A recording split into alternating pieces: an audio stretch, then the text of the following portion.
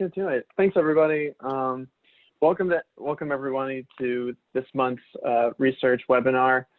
Today I'll be talking about cross-tabulation. Now, for me personally, as a market researcher, the idea of looking at insights and data collecting without the resource of crosstabs, to me, is unimaginable. In order to determine, will my audience buy this product, or who among my customers want to buy this product the most? In order to answer those questions, you have to understand the numbers, the data, in order for you to claim that your research initiative is successful. It's more than just qualitative insights. While they are very insightful and you can get a lot of impactful, you can find a lot of impactful findings from key quotes or verbatims, whether it's done in online focus groups or whatnot. And you can also, you can get a lot of insights through looking at your raw data, your quantitative data, and noticing high frequencies. But it goes beyond that. You want to be able to compare data and discover patterns and relationships between your audience groups, especially when you have different types of customers, different audiences, for many different reasons.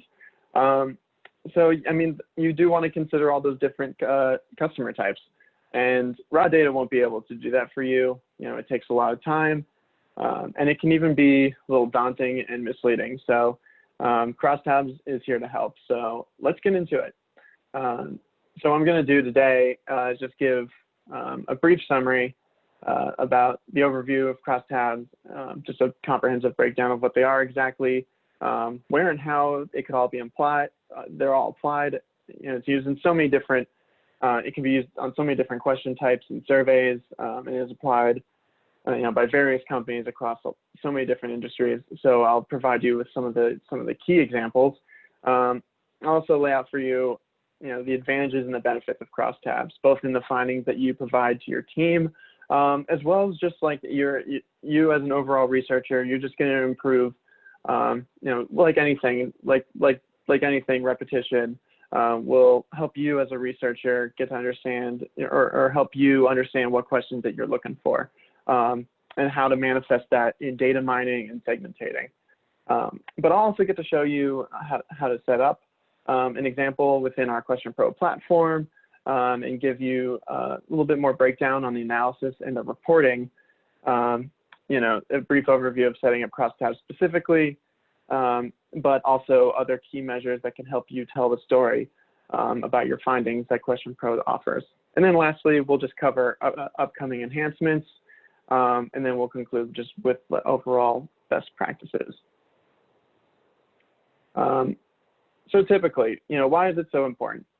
So typically, on a survey analysis software platform, you'll have your basic frequency analysis. By that, like your overall insights of the responses of your surveys. So you get an overall impression of what your respondents are saying or thinking or feeling. For example, what percentage of your total audience, how much is interested in buying a product of yours, or a new or prodigy product of yours. You are able to find that information, as well as get a demographic representation of the people who responded in your survey. Granted, those types of demographic questions are asked, or you have resources to tie variables, in our case, profile fields, like you plug those and tie those to the respondents and their survey respondents, so then you can get a demographic representation that way as well. While they're insightful, it usually doesn't fulfill the insights and the objectives that you're initially seeking out for this study. There's just so much more in-depth analysis that needs to be done. So what are crosstabs? Well, to start, it's the most preferred choice for statistical data analysis. It is a comprehensive breakdown and a mainframe statistical model in the form of what we call banner or pivot tables. There are a lot of other names for it, contingency tables, so on and so forth. The y-axis, or the rows, represents the question that is asked, or at least the response options within that question. And then in the columns, or in the banner, you would have set up the variables. That could also be a survey question. You could also use other key variables, like I mentioned. In our case with QuestionPro, we'll typically tie profile fields or custom variables to these surveys, so you have additional analysis there as well. And what does that do? Well, it allows you to analyze and measure the interaction between two questions or two variables, and it helps identify the patterns and the trends, correlations, et cetera, between the parameters within your study. So if you've ever had to analyze survey data, results are generally presented in the aggregate, as I mentioned, like a summary of results among an entire audience, one question at a time. So what cross-tabulation does is allow you to go beyond that and see how one or more questions correlate to each other, if at all. In addition, it takes a look at several possible outcomes and helps you zero in on a single theory. By drawing these trends, these comparisons, these correlations, you're able to unveil and figure out what factors or what variables determine a change in frequency in your data. And what's great about this is that it's compatible to so many different question types.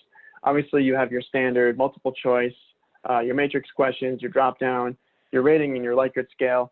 And what's cool about, something that I'm going to mention repeatedly about crosstabs is that you can apply this all on nominal data. It can be interval data.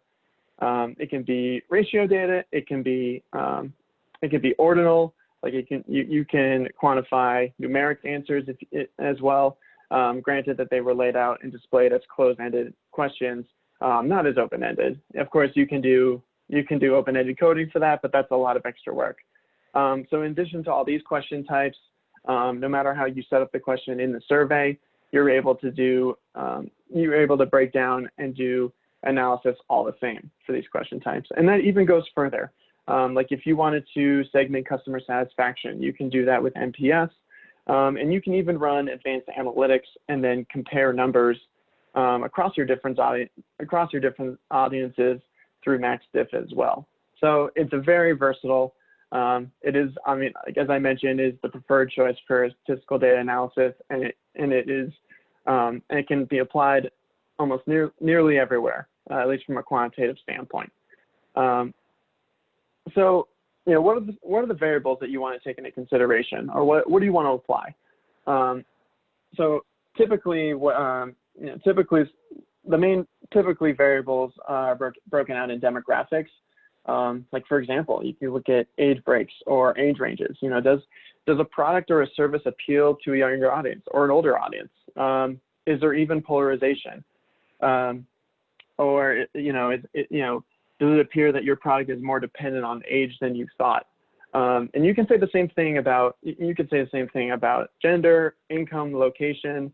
Like with income, you can end up selling a product or service that is more appealing to those with higher income or lower income. You need to understand that'll help you get a better understanding of your audience, based on what you're selling and how it's used on a day-to-day basis. And then even location, like are sales different from certain parts of the country?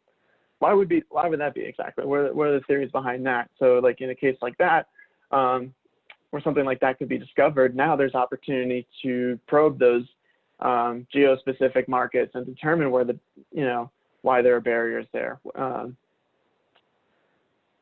And then, outside of demographics, you can also go beyond that. You can create audience filters and segments based on psychographics.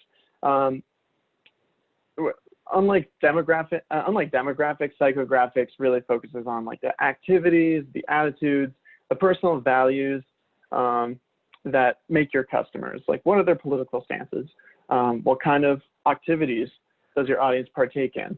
Are they morning people? Do they prefer sleeping in? Do they have late work hours?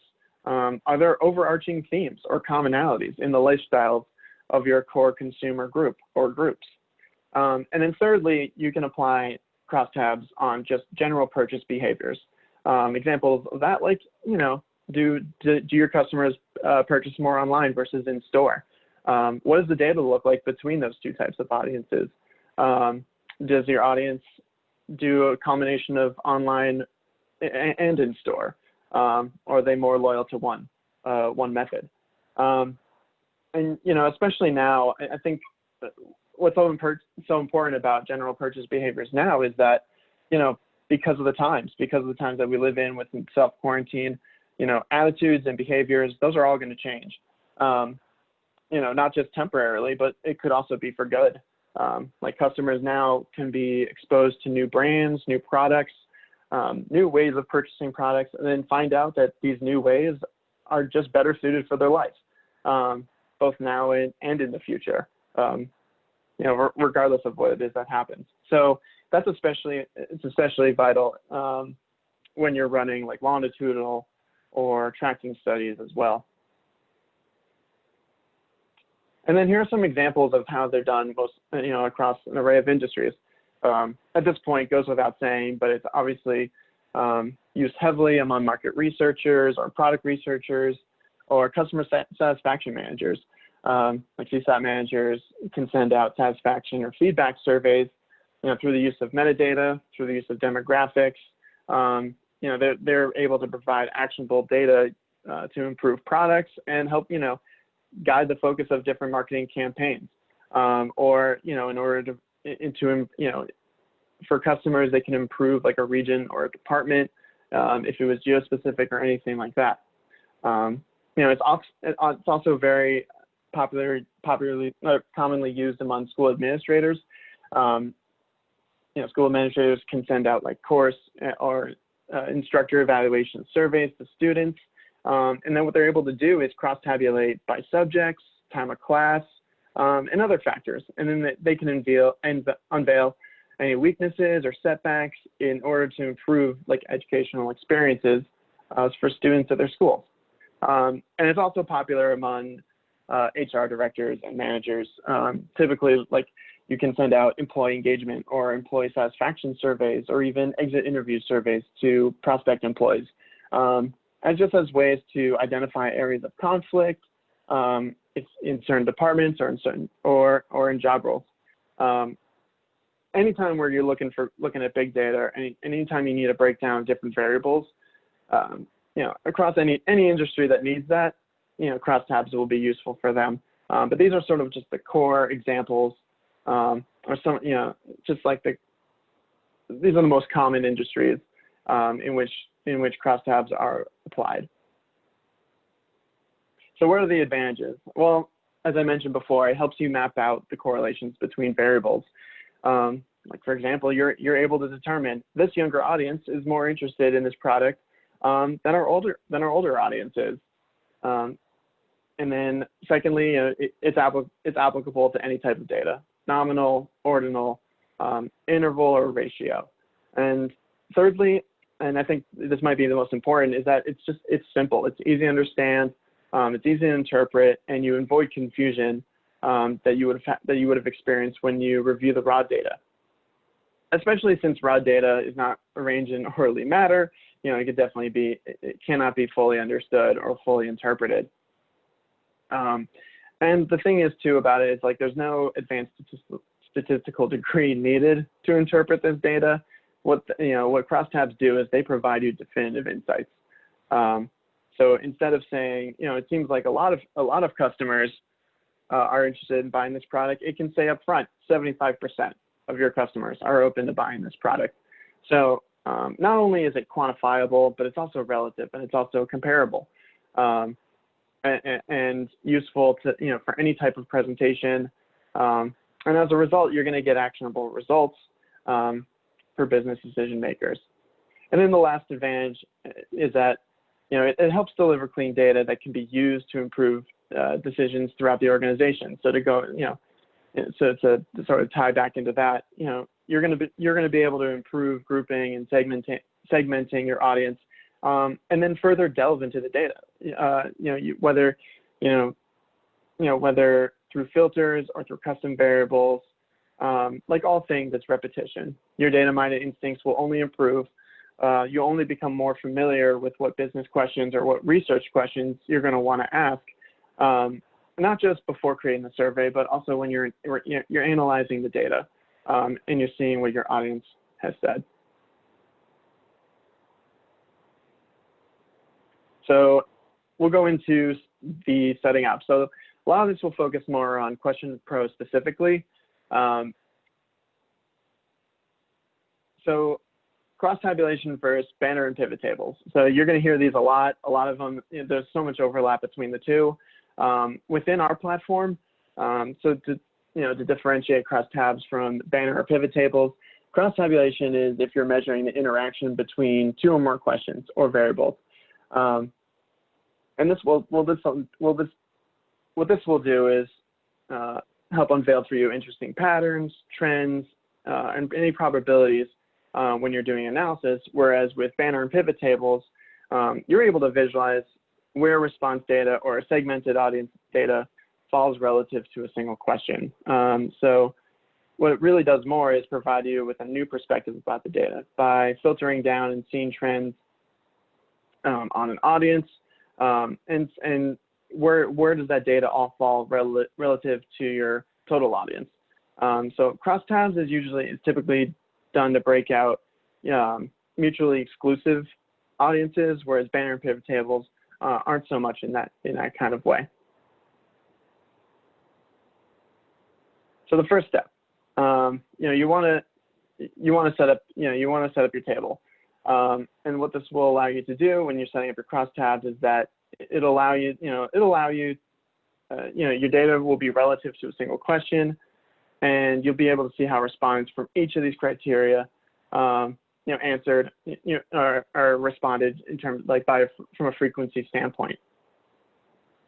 If you wanted to set up a banner table, again, first thing that you would do, you would set up your banner, and then you would go from there. You can dive deeper, and then what you can do is add a second banner, and there are two different ways of doing that. There's our secondary pivot, which allows you to pivot on more than one question. So it would appear as basically another set of columns adjacent to the ones that you already have. So if you wanted to compare age along with gender, you can create, you can set up a story. You can story tell your findings there just by doing analysis and differentiating or comparing percentages between these groups. And then there's nested pivot. And what that allows you to do is to pivot on more than one question combined. And it would all appear in one set of columns. So on a secondary pivot, you can have age along with gender, whereas with a nested pivot, you're comparing it percentages across columns that are represented by age by gender. So you can have males between the age of 18 and 24, males between the age of 25 to 34, females between the ages of 18 to 24, so on and so forth. So long as you have enough sample to compare and really look at significant data, I'll talk more about that in a little bit. But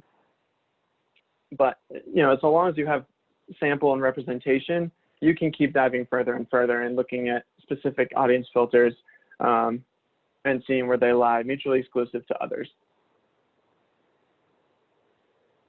And so the analysis.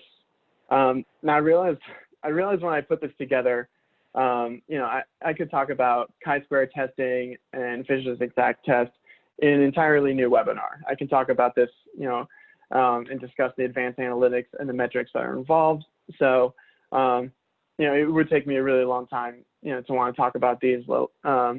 So I'm just going to try and be brief about some of these analytics. But if ever in the case that you ever want to compare your observations to expectations.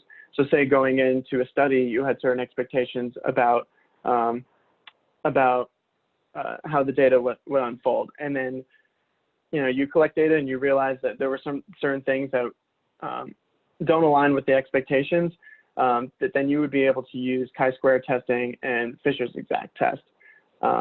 So what is Chisquare statistics? Well, what it does is, you want to determine and test if your findings are statistically meaningful, and it's important to see or verify if what is represented in the crosstabs are true or false. And so what Chisquare testing does is it looks at the variables on both axes, and it tests whether that they're independent or related to each other, or independent or mutually dependent on each other. Like an example of that is, do political opinions depend on age or age ranges among a respondent? So you can compare the actual counts that would be expected in each cell to see if there were a relationship between the variables. And what this does is basically summarize if and what discrepancies that there are, and helps you identify if the factors involved or these variables in the study are independent or related to each other. Now, this would involve a lot of formulas. This would involve a lot of advanced analytics on the back end. But this is more of a matter of like what at QuestionPro we're able to offer for you. Now, Chi-square can only be used on a number of rows and columns, and it can only give you an estimated probability value. Whereas with Fisher's exact test, you can actually test and find the exact probability value on a specific table. The one catch with that is that it can only be used for tables or parts of tables with 2 rows or columns that contain values. And also too, if one of the cells is blank, then the test would not be valid.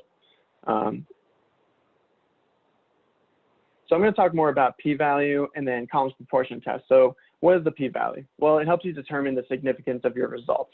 Very similar to chi-square testing, but unlike chi-square testing, which can be any metric or it can be any unit, p-value helps you determine the significance of your results, but also provides you with an alpha level, most commonly 0.05. Or in this case, what it does is represents 5% significance level. It can be set to lower levels like 0.01, or in this case, 1% significance, or higher to 0.1, so in this case, 10%. By default, we have it set at 0.05, and any time that the p-value is less or equal to the alpha value, then that determines that 2 variables are associated. And if it's greater, then that means that the 2 variables are both independent. I'll provide you with an example of that shortly. So once you find that your variables are associated, you can take the next step. Where is there significant difference? And that's what columns proportion test does. Is it looks at the rows of a data table independently and then compares the pair of columns, and it tests whether the proportion of respondents in one column is significantly different from the proportion of another. So typically, significance between columns or audience segments are identified by proving the column letter in tables, and I'll show you that as well. And by default, because the p-value or the alpha level by default is 0.05, the way our system tests this, by default, it's set to a 5% significance level. So we're going to look at one example from a study that we did on COVID. Just going to get that out of the way. And we were going to look at, a split out between males and females. And when we asked this question, when do you feel restaurants should open back up? So I have my response options here in my rows, and then I have gender set up as they represent the columns. And so I have the number of completes here. So that's my N. And so what I'm going to do now is go up here, go up top, and take a look at the column percentages. So now I notice that between male and female, after a plan is established for customer safety, so like limited restaurant capacity to 25 to 50%. So if you look here, the percentages are very, very similar.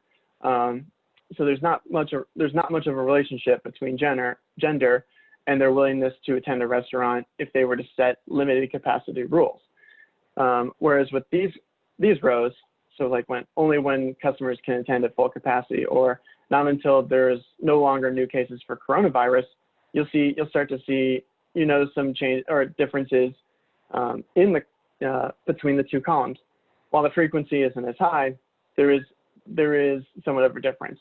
So let's look more into that. I'm going to enable Pearson's chi-square, and I see now that my p-value is less than 0.05. So it's 0.037, if you guys are able to see that. So I know there is actually a relationship. There's within this data table, there is a relationship in certain ways. So now I have to find out specifically where to go for that, or where those differences are.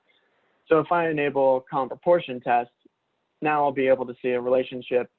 As you can see here, this 16.23% is 95% statistically more significant than the frequency of females who responded that they were willing to attend a restaurant at full capacity.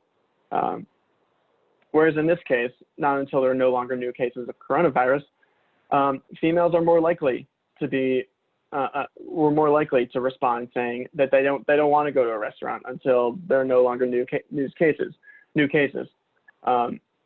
Granted, we sent this survey 2-3 months ago, so a lot has happened since, and I think it's very clear now that there is no end in sight. Not that there's no end in sight, but it's going to take a little bit longer. Things will have to be a little bit worse before they get better. I was trying to word that correctly. So now we see this. Let's look at a different question and see, and let's look at the relationships among those with shopping malls. So this is all my survey data. I'm going to select this. I'm going to remove this restaurant question, and then I'm going to save.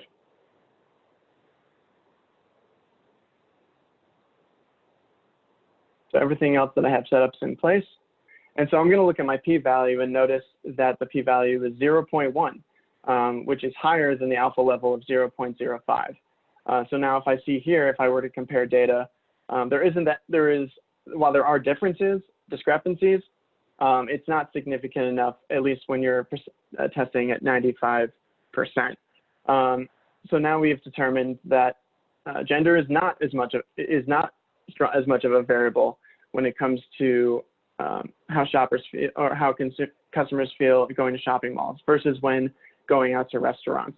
So this is all data that you definitely want to send back to your team, especially if you're, especially during this time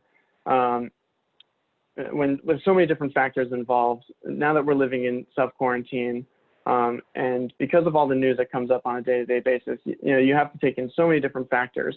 So longitudinal testing will really help, I guess you could say, harness this data and help you get familiar with the percentages, the frequencies, and in big picture, your customers' thoughts and feelings about a product or their response to a concept, anything like that, anything within your data. So now.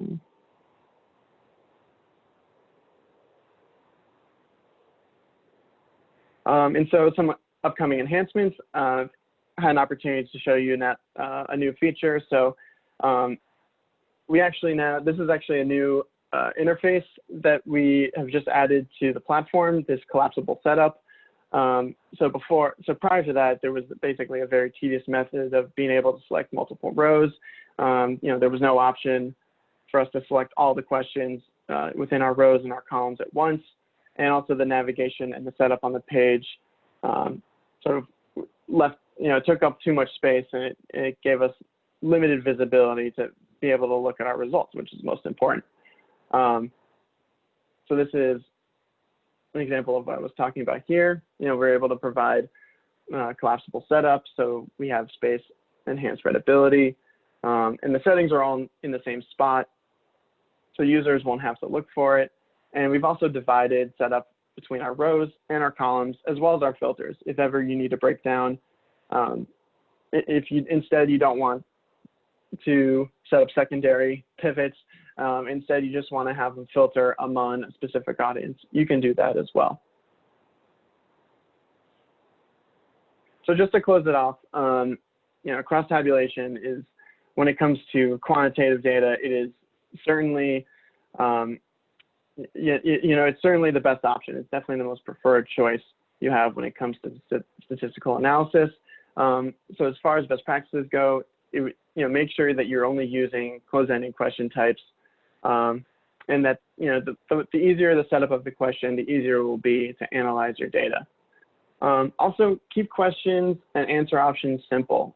Make sure that they're readable when you build them out before you send surveys to your audience, but also make sure that labeling is readable and easy to digest when you, the researcher, are doing the analysis as well. Thirdly, if there's profiling information, definitely use it. You definitely want to differentiate your data, compare your audiences, look for relationships, as well as a lack of. I mean, that's just as important to know that there are certain factors that will affect your data just as much as there are certain factors that won't affect your data. And then lastly, determine the key questions that are important to meet the survey objectives. Half the battle is making sure that you ask the right questions in your surveys, but also too, the more that you do this, the more that you're going to be able to get an understanding of what it is that you're looking for, and what relationships that you're looking to find, or lack of relationships that you're looking to find. So what will this do in the end? It'll translate your data into outcomes, and then outcomes into theories. So not only does cross-tabulation enhance the data and the findings that you have, but will allow you, the researcher, to better understand what it is that you're looking for. The more you run crosstabs, the more familiar you are with the process, the better off you'll be in understanding what data you'll need to look for and then make clear decisions. And we, at QuestionPro, we believe highly in crosstabs. We love using them, and we know that we need to keep improving our platform so we can help further facilitate your business decisions as well. So definitely, obviously, like if you have any questions or if you have any suggestions, comments, concerns, definitely feel free to write them down. And yeah, thank you so much for your time, everybody. And yeah, I'll just open the floor now. Perfect. Okay, so it looks like we have a few questions, so let's get started. Is it possible to create a variable in QP? For instance, all 5 in NYC boroughs/counties to create a New York variable to cross-tab with all survey questions? Saying like if vehicle types were a variable. Well, first off, to answer that question, any quantitative data that you have in your survey, you'll be able to use as a variable. You'll be able to apply. You'll be able to apply in your banner. Does that answer the question?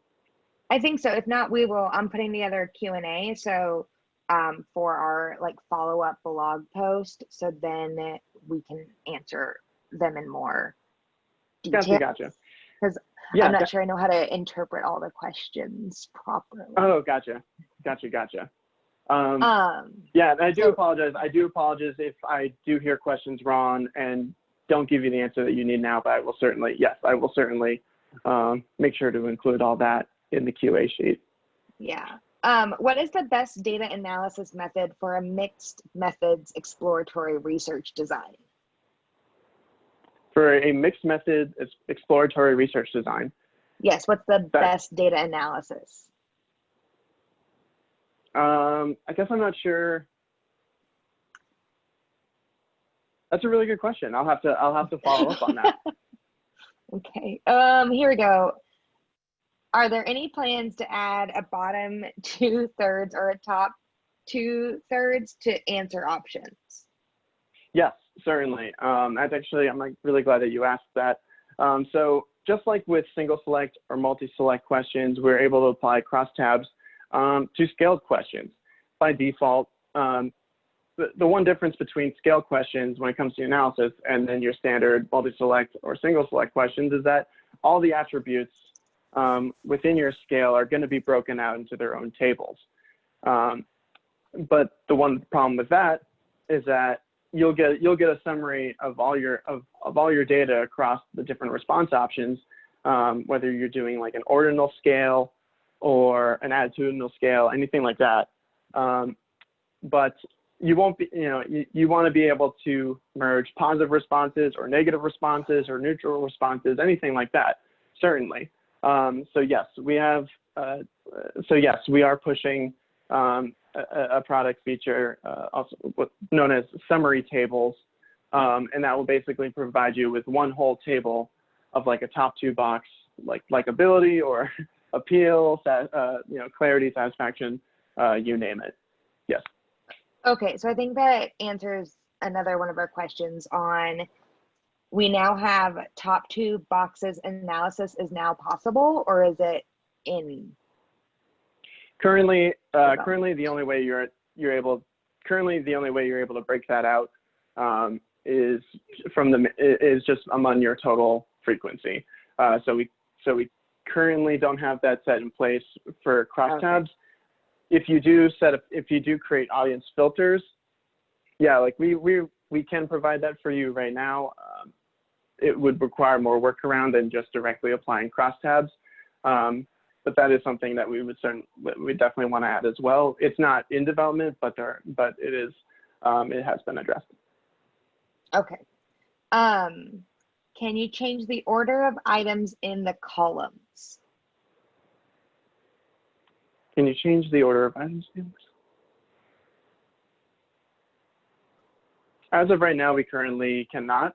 Though what's something that we are able to do is, while we can share a reporting link for all the breakouts and the crosstabs that you run, you could also share that on PDF as well as Excel. So you would have to manually reorder. But I'm actually really glad that you asked that question, and I definitely want to take that into consideration as adding that to our platform. How does the weighting and balancing work with crosstabs? So weighting and balancing. So that's actually, we just revamped our weighting and balancing. And that's a really great question, because something that crosstabs can also do is that, you want to get representation among your whole audience, but from a demographic standpoint or a psychographic standpoint, you may not get the entire granular representation that exists within your market. So if you broke out, if you set up weights first, and then applied those crosstabs, you're able to see a comparison of the two, and then you're able to basically run like a data segmentation comparison report. So it'll provide you with the frequencies and the percentages and the data that you had before you initiated weighting, as well as after. Gotcha. What's the smallest number of respondents in a group for a crosstab analysis? Good question. I think it depends on the level of significance that you're testing, let alone the discrepancy in the percentages between your two audiences. Granted, like you want to compare your audiences, but at the same time, you have to have enough representative sample. So like if you wanted to filter and compare an audience of 400 members to an audience that had only 70, you may not find the significant data you need, or that because the base sizes are so skewed that it may not be as easy to compare. And so you wouldn't be able to find, the results that you get and the theories that you're able to gather as a result won't be as clear. I wish I could say that there was like a specific number, like a specific acceptable base size number. Typically, if your audience is consisted of 100 more members, then you can generate meaningful data that way. But I think it really depends too on, again, as I mentioned, it definitely depends on the discrepancies in your findings. Gotcha, cool, good to know. This one is short. It sounds easy, but I'm not sure how it would work. How do you use crosstabs for max diff? Great question. You know what? I think I'll have to. I feel like that's something that I'd have to explain more written down. But it works in the same sort of way, in the fact that you're able to, when you get your MaxDiff results, they have it laid out. They have the numbers, they have the values or the metrics laid out, across all the different factors, how that all comes into play. And then you can do a side-by-side analysis and then compare. Yeah, I feel like that's a great question. That's a really good question. I feel like that sounds like it could be its own blog post. Yeah, exactly. Can I use crosstabs for open-ended questions? As general best practices, you're better off not doing so. The one way that you can do it, or one workaround for that is, one workaround that you can do is run open-ended coding, and then translate that qualitative data into quantitative, using keywords to basically define overarching themes in open-ended answers or in verbatims. But typically, when it comes to open-ended responses, my best practices are usually, find the key quotes, and then, at the end of the quote, include certain variables or certain factors that come into play, like if it was demographics, like if it was age, if it was gender, if it was a certain market that you work in, if it was the size of an organization that you work in, like if you were talking about like a business to business, like if there was like a business to business study, things like that. Okay. Can the software, or can we, I guess this QP software, produce graphics from the crosstabs? Is there like a downloadable PDF, where to, et cetera? So within crosstabs, we're not able to do that currently, but within, if we set up banner or pivot tables, and then run those, and then apply those different pivots, we can do, just like with crosstabs, we can export in PDF and Excel, as well as provide a report link.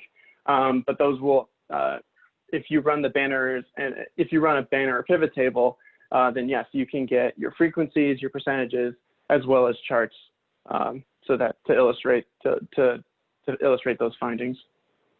Okay, so you have to go crosstabs to pivot table to chart. That's correct. Okay. That's correct. Wanted to make sure. Cool. I think that is, let's pick one more, and then the rest we'll do on the blog post or on that summary. Does crosstabs help draw linear conclusions between data? That's exactly what it's for. I mean, basically what it does is you're narrowing down, all your different theories, and what it is allows you to see if there, if there are relationships or not between your variables and your questions, and to what extent. And by that, when I say questions, I say like the response options that comprise that. Like for example, like there is a relationship between gender and people's attitudes to wanting to return to restaurants, and when. It just may not be applied to all those different response options, because certain response options may not just get enough sample. Like for example, we had an other option, but so few had answered that, so there's no real need to compare there, because your overall frequency tells you, okay, that's, we can look into those open ends, but otherwise, that's not really what's important here. But in the case where, people are deciding that they want to wait until there are no more, COVID-19 cases, that probably won't happen for a while now, but, or, just waiting until, or, waiting till we're at limit, that restaurants apply limited capacity. Those were factors, those specific factors told the story, and that there is a relationship in the data between gender,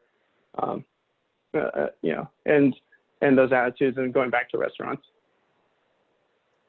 Awesome, cool. I think that's all for today, and we'll give people, 15 minutes of their hour back.